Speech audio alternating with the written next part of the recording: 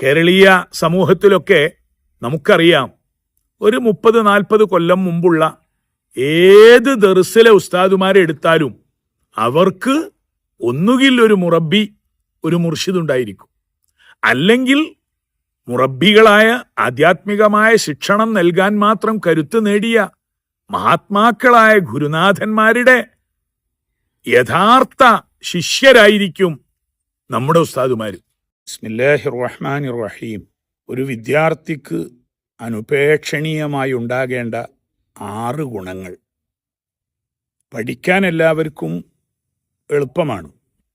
പഠിച്ചുയർന്ന് വലുതായി ലക്ഷ്യം നേടുവാൻ പ്രയാസമുണ്ട്. എല്ലാ പ്രതിസന്ധികളെയും തരണം ചെയ്ത് ഒരു പണ്ഡിതൻ എന്ന അവസ്ഥയിലേക്ക് ഉദ്ദേശ സാക്ഷാത്കാരം നേടണമെങ്കിൽ ആ വിദ്യാർത്ഥിയിൽ നിരവധി ഗുണങ്ങൾ അനിവാര്യമാണ്. 6 ഗുണങ്ങൾ അനിവാര്യമായും പഠിച്ചു വളരുന്ന ഒരു വിദ്യാർത്ഥിക്ക് ഉയരുവാൻ ആവശ്യമാണ്, വളരുവാൻ ആവശ്യമാണ് എന്ന് ദാർശനിക പ്രഭുവായ ഇമാമുന മുഹമ്മദ് ബിൻ ഇദ്രീസ് ശാഫിഈ റളിയല്ലാഹു അൻഹുവിൻ്റെ മനോഹരമായ ഒരു ഉപദേശമുണ്ട്.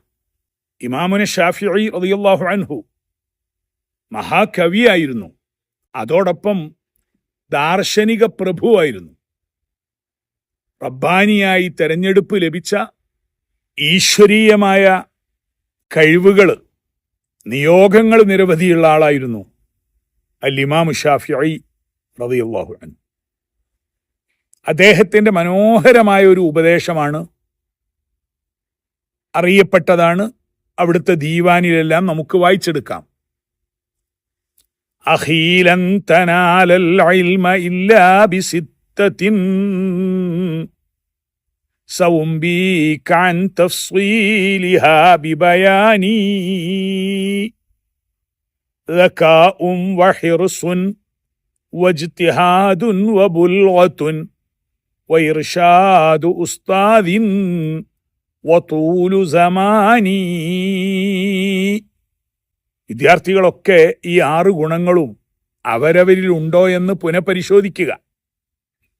അത് വളർത്തിയെടുക്കാൻ ആവശ്യമായ പരിശ്രമങ്ങൾ നടത്തുകയും ചെയ്യുക. തുടർന്ന് നന്നായി പഠിക്കുക, ലക്ഷ്യസ്ഥാനത്തെത്തുന്നത് വരെ പഠിക്കുക. ഇമാമുന ശാഫിഈ റളിയല്ലാഹു അൻഹുവിന്റെ ഉപദേശം ഇങ്ങനെയാണ്: അഖീ ലൻ തനാലൽ ഇൽമ ഇല്ലാ ബിസിത്തത്തിൻ സൗംബീക അൻ തഫ്സീലിഹാ ബിബയാനി. സഹോദര, 6 കാര്യങ്ങൾ ഉണ്ടായെങ്കിലേ അൽ ഇൽമിനെ വേണ്ടതുപോലെ പ്രാപിക്കാൻ സാധിക്കൂ. അവയെ വളരെ വിവരിച്ചു തന്നെ എണ്ണി എണ്ണി ഞാൻ നിനക്ക് ബയാൻ ചെയ്തു തരാം, പറഞ്ഞു തരാം. 6 കാര്യങ്ങൾ. അതിൽ ചിലർക്കൊക്കെ 3-4 ഒക്കെ ഉണ്ടാവും, ചിലർക്ക് 4-5 ഉണ്ടാവും. ചില ഭാഗ്യശാലികൾക്ക്, സർഗധനരായ ആളുകൾക്ക് 6 ഉണ്ടാവും. ഈ 6 അടയാളവും തികഞ്ഞവര് തികഞ്ഞ പണ്ഡിതന്മാരായി ഈ സമൂഹത്തിന് ഉപകരിക്കുന്ന അൽ ഉലമാ ആയി വളരുകയും ചെയ്യും. അതുതന്നെ കാര്യം. 6-ൽ ചിലപ്പോൾ ചില വിദ്യാർത്ഥികളിൽ 1, 2, 3 കാര്യങ്ങൾ പോലും തികച്ചുമില്ല. അതുകൊണ്ട് തന്നെ യജ്ഞം പരാജയപ്പെടുന്നു. ക്രിയാത്മകമായ പ്രത്യുൽപ്പന്നാപരമായ പലതും പലരിൽ നിന്നും പുറത്തു വരുന്നില്ല. ഏറെ കാലം ചെലവഴിക്കുക എന്നത് മാത്രമല്ല, അതിനടിസ്ഥാനപരമായ യോഗ്യതകൾ വേണം, ലക്ഷണങ്ങളും പരിപാലിക്കണം. ഏതൊക്കെയാണത്? മനസ്സു കൊടുത്ത് പഠിച്ച് കേട്ട് അത് ഉണ്ടാകാൻ ആവശ്യമായ നടപടികൾ സ്വീകരിക്കുക. അഖീ ലൻ തനാലൽ ഇൽമ ഇല്ലാ ബിസിത്തത്തിൻ സൗംബീക അൻ മജ്മൂഇഹാ ബിബയാനി. 6 കാര്യങ്ങളില്ലാതെ സഹോദര ഇൽമില് മുന്നേറി വിജയിക്കാൻ കഴിയില്ല. ആ 6 കാര്യങ്ങളും നിനക്ക് ഞാൻ പറഞ്ഞു തരാം. ദകാഉൻ വഹിർസുൻ വജ്തിഹാദുൻ വബുൽഗത്തുൻ വഇർഷാദു ഉസ്താദിൻ വതൂലു സമാനി. മുമ്പ് നാം എല്ലാം ഇൽമു പഠിക്കാൻ സമാരംഭിച്ച പ്രായത്തിൽ തഅലീമുൽ മുതഅല്ലിമിലൂടെ ഒരു മുതഅല്ലിമിനെ ആദ്യമായി എന്തൊക്കെ പഠിപ്പിക്കണമെന്ന ഒരു കൊച്ചു പുസ്തകമുണ്ട്. നമ്മുടെ പള്ളി ദർസുകളിലൊക്കെ പാഠപുസ്തകമായിരുന്നു. അതിലൂടെ തന്നെ നാം ഈ വരികളെക്കുറിച്ച് പഠിച്ചിട്ടുണ്ട്. നമ്മുടെയൊക്കെ ആദരണീയരായ അനുഗ്രഹീതരായ ഉസ്താദുമാര് അത് നമ്മിലൊക്കെ പഠിപ്പിച്ച് സന്നിവേശിപ്പിച്ച് പകർന്നു നൽകി ഒരു ഉപദേശമായി തന്നിട്ടുമുണ്ട്. ഏതൊക്കെയാണ് 6 കാര്യങ്ങൾ ഒരു വിദ്യാർത്ഥി വളർന്ന് വിജയിക്കുവാൻ ആവശ്യമായി അൽ ഇമാം ശാഫിഈ റളിയല്ലാഹു അൻഹു പറഞ്ഞു വെച്ച അനുഭവപ്പെട്ട സത്യമാണത്. ദകാഉൻ വഹിർസുൻ വജ്തിഹാദുൻ വബുൽഗത്തുൻ വഇർഷാദു ഉസ്താദിൻ വതൂലു സമാനി. ഒന്നാമതായി വേണ്ടത് ദകാഉൻ, അതിബുദ്ധിയാണ്. ദകിയ്, നല്ല ബുദ്ധി, തെളിഞ്ഞ ബുദ്ധി. പരിശോധന നടത്തിയിട്ടും ഇന്ന് ബുദ്ധിയുടെ അളവ്, ഓർമ്മശക്തിയുടെ അളവ്, IQ ഇതൊക്കെ ടെസ്റ്റ് ചെയ്ത് അറിയാനുള്ള ആധുനിക സംവിധാനങ്ങളുണ്ട്. ജനിതകമായി ബുദ്ധിയുടെ കൈമാറ്റം സംഭവിക്കുന്നുമുണ്ട്. നല്ല ബുദ്ധിമാന്മാരെ തെരഞ്ഞെടുത്ത് പഠിപ്പിച്ച് നല്ല കോഴ്സുകളിലൂടെ ഈ പറയുന്ന ബാക്കി 5 കാര്യങ്ങളും നിലനിർത്തിയാൽ ഈ സമുദായത്തിന്, സമൂഹത്തിന് ക്രിയാത്മകമായ ലക്ഷ്യങ്ങൾ പ്രാപിക്കാൻ സാധിക്കും.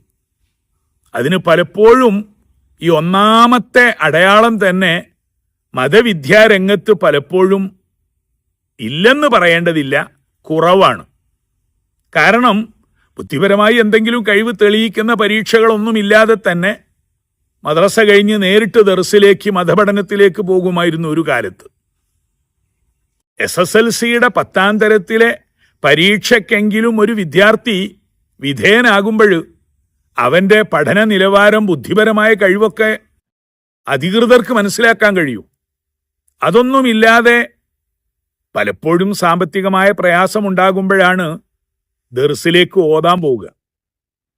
ചിലര് പരമ്പരാഗതമായി മുസ്ലിയാർ കുടുംബമായതുകൊണ്ട് അത് തന്നെ മാർഗം, അങ്ങനെയും പോകും. എന്നാൽ നിയോഗഭാഗ്യമുള്ളവർ അള്ളാഹുവിന്റെ തെരഞ്ഞെടുപ്പ് ലഭിക്കുമ്പോൾ അത്തരമൊരു വിഷയത്തിലേക്ക് എത്തിച്ചേരുകയും ചെയ്യും.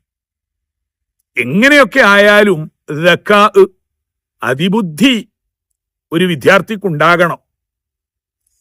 ദക്കാഹു അദ്കാ മിൻ ദുകാ വാദിഹ് ദക്കത്തു ഫീ കൗനിഹാ വദാക ദാകിൻ കുല്ല കൗനിൻ ദൽ ഇമാമു ശാഫിഈ. അൽ ഇമാം ശാഫിഈ റളിയല്ലാഹു അൻഹുവിനെ കുറിച്ച് പിൽക്കാലത്തുള്ള മഹാന്മാര് പ്രകീർത്തിച്ചു പാടിയ വരിയാണത്. ദക്കാഹു അദ്കാ മിൻ ദുകാ വാദിഹ് ദക്കത്തു ഫീ കൗനിഹാ വദാക ദാകിൻ കുല്ല കൗനിൻ ദൽ ഇമാമു ശാഫിഈ.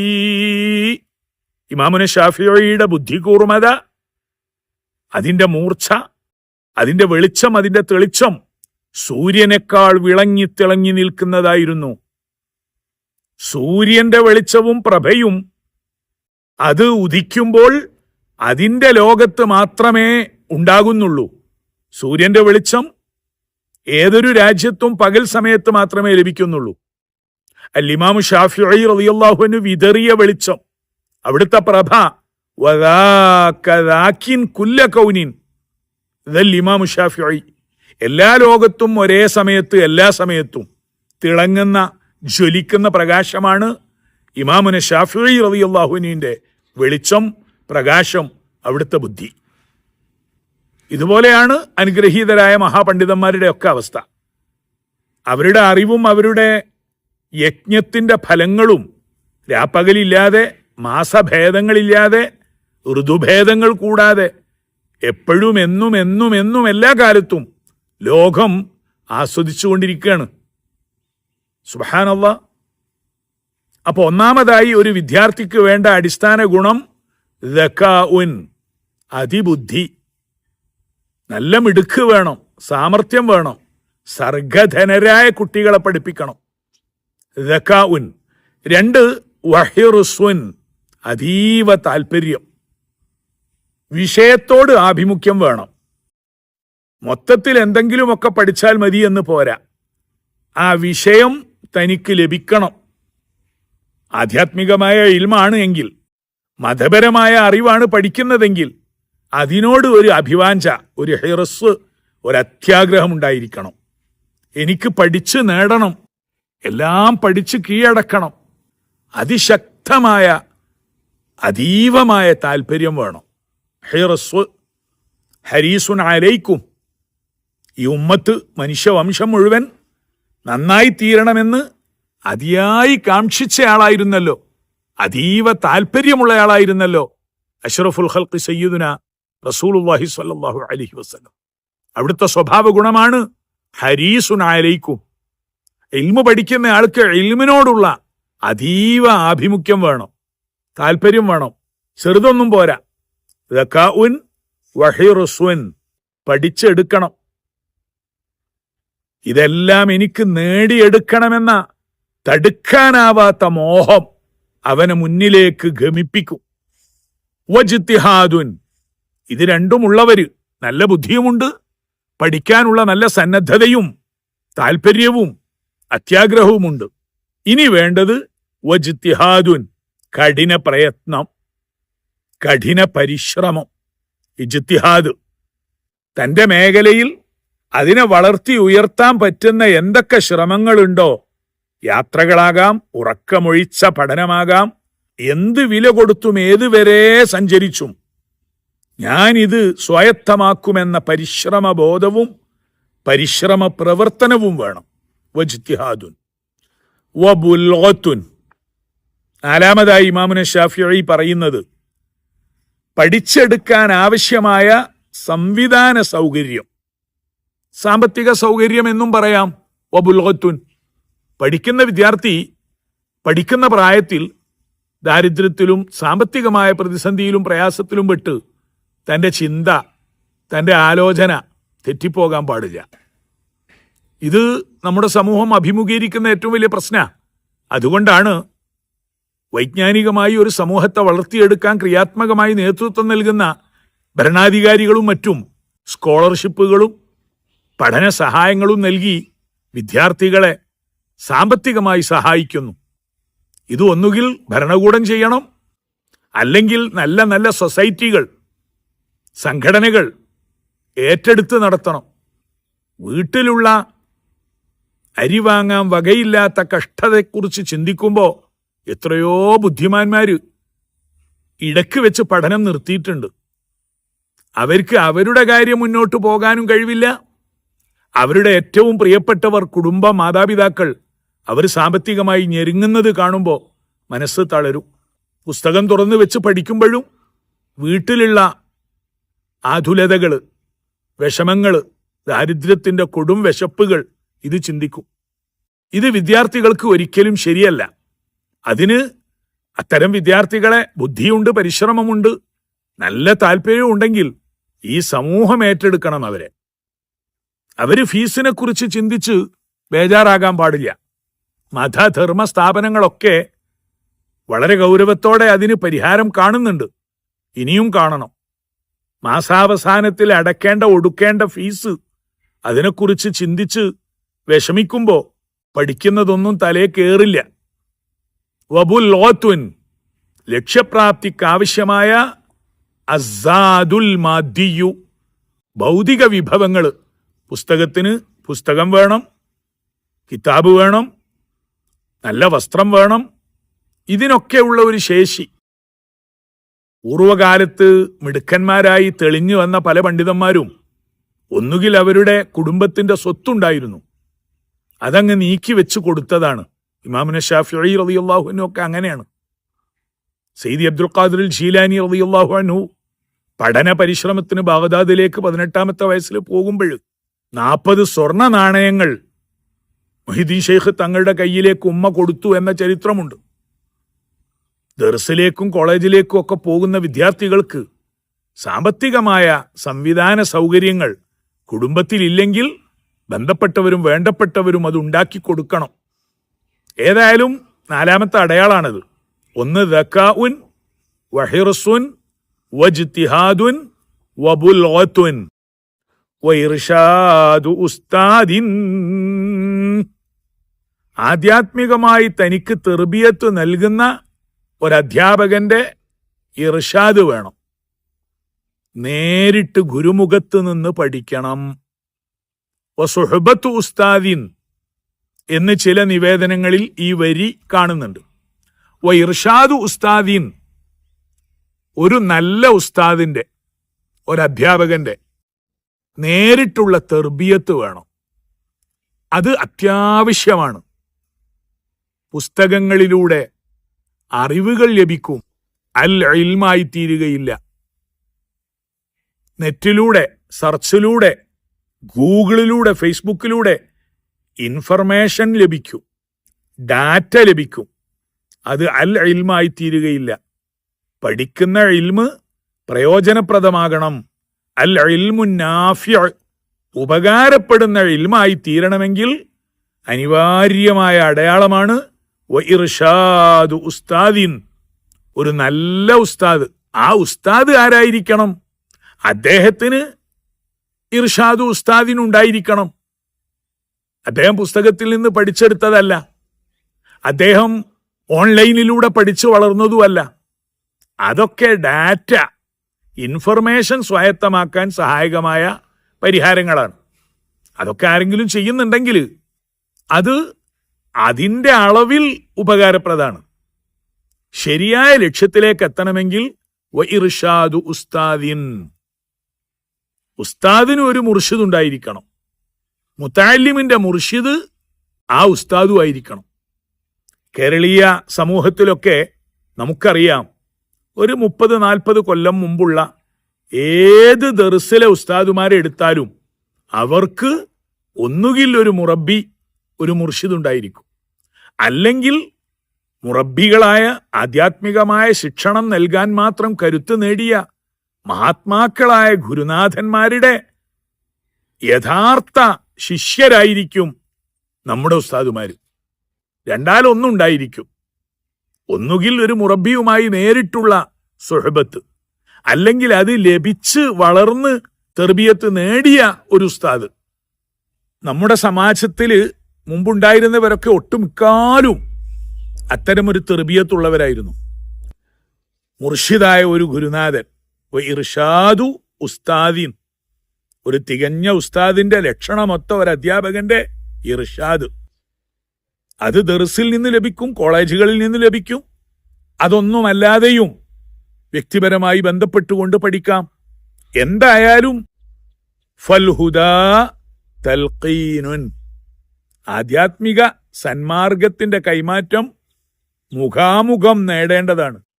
തൽഖീൻ എന്ന് പറഞ്ഞാൽ ഗുരുനാഥൻ തന്റെ കൽബിൽ നിന്ന് തന്റെ വിദ്യാർത്ഥിയുടെ കൽബിലേക്ക് കൈമാറുന്ന സിസ്റ്റമാണത്. ഫൽഹുദാ തൽഖീനുൻ. ഓൺലൈനിൽ അത് വല്ലാതെ ഒന്നും ലഭിക്കുകയില്ല. ഉസ്താദ് ഏതാണ് ജാതി, ഏതാണ് വർഗം, ഏത് ലോകത്താണ് എന്ന് പോലും അറിയുകയില്ല. അവിടെ ഉസ്താദല്ല, കേവലം ഒരു ടീച്ചറാണ്. ടീച്ചർമാരല്ല വേണ്ടത്, മാസ്റ്റേഴ്സാണ്. മാസ്റ്റർ തെർബിയത്തും നൽകും. അതുകൊണ്ടാണല്ലോ അറബ് ലോകത്തൊക്കെ മതവിദ്യാഭ്യാസ വകുപ്പിന്റെ പേര് വസാറത്തു തഅലീമി വ തെർബിയ എന്നാണ്. അത്തഅലീം അധ്യാപനമാണ്, പഠിപ്പിക്കലാണ്. അതിന്റെ കൂടെ അനിവാര്യമായി തെർബിയത്തും കൂടെ വേണം, ആധ്യാത്മിക ശിക്ഷണം വേണം. മദ്രസയിൽ നിന്ന് നേരിട്ട് ഉസ്താദുമാരിൽ നിന്ന് ലഭിക്കുന്ന തെർബിയത്ത് ഓൺലൈനിലൂടെ പഠന പരിപാടികളൊക്കെ നടത്തുമ്പോൾ അത്രയും ഫലപ്രദമായൊന്നും ലഭിക്കുന്നില്ല എന്നത് അനുഭവ സത്യമാണ്. നല്ല ഒരു ഉസ്താദിനെ കിട്ടിയാൽ അത് വിജയത്തിന്റെ തുടക്കാണ്. വഇർഷാദു ഉസ്താദിൻ വലില്ലാഹിൽ ഹംദു, അല്ലാഹുമ്മ ആമീൻ. അത് ലഭിച്ചു കഴിഞ്ഞാൽ ഈ പഠനയാത്ര മിനൽ മഹ്ദി ഇലൽ ലഹദി എന്നാണ്. തൊട്ടിൽ മുതൽ ഖബറിടം വരെ പഠിക്കണം. ആ സമയത്തൊക്കെ നമുക്ക് നമ്മുടെ വളർച്ച ഉയർച്ചക്കനുസരിച്ചുള്ള ഒരു മുർഷിദായ ഒരു മുറബ്ബിയെ വേണം. അവരുടെ ശിക്ഷണം, അവരുടെ ഇൽമ് എപ്പോഴും പരിഹാരമായിരിക്കും. അല്ലാത്ത അറിവുകളൊക്കെ പലപ്പോഴും ഫജഹുലു ഗബിയിൻ ഇല്ലത്തുൻ ഫൗഖ ഇല്ലത്തിൻ വഇൽമു വലിയിൻ മൽജഉൻ ഫിശദാഇദി. ബുദ്ധിയില്ലാത്ത അറിവ് കുറഞ്ഞ ആളുകൾ മതം പറയുമ്പോഴും പഠിപ്പിക്കുമ്പോഴും പ്രശ്നത്തിനുമേൽ പ്രയാസമുണ്ടാക്കും, വ്രണത്തിനുമേൽ വ്രണമുണ്ടാക്കും. അതാണ് ഇന്ന് സമകാലിക സമൂഹത്തിൽ കാണുന്നത്. ഫത്വ നൽകുന്നവരും അറിവ് പഠിപ്പിക്കുന്നവരും ജഹ്ലാണ്, അറിവ് കുറവാണ്, അവർക്ക് അറിവില്ലായ്മയാണ്. അതിന്റെ പുറമെ ബുദ്ധിപരമായി നാം നേരത്തെ പറഞ്ഞ ദക്കാ ബുദ്ധിയില്ല, ഗബിയാണ്. ഫജഹുലു ഗബിയിൻ ഇല്ലത്തുൻ ഫൗഖ ഇല്ലത്തിൻ. സമൂഹത്തിൽ നിരന്തരം പ്രയാസങ്ങൾ ഉണ്ടാക്കുക. അവരുടെ വിവരക്കേട് ഈ സമൂഹം ഏറ്റെടുക്കേണ്ടി വരികയാണ്. ബുദ്ധിയോ നല്ലപോലെ ഇല്ല, അറിവും വേണ്ടതുപോലെ ഇല്ല. അവരാണ് മതവിധികൾ പഠിപ്പിക്കുന്നത്. അത് പ്രശ്നത്തിനുമേൽ പ്രശ്നം സൃഷ്ടിക്കും, വ്രണത്തിനുമേൽ വ്രണമുണ്ടാക്കും. ഇന്ന് ഈ സമൂഹത്തിൽ ഇസ്ലാമിക സമാജം നേരിടുന്ന ഏറ്റവും വലിയ ആപൽക്കരമായ പ്രയാസം തന്നെയാണത്.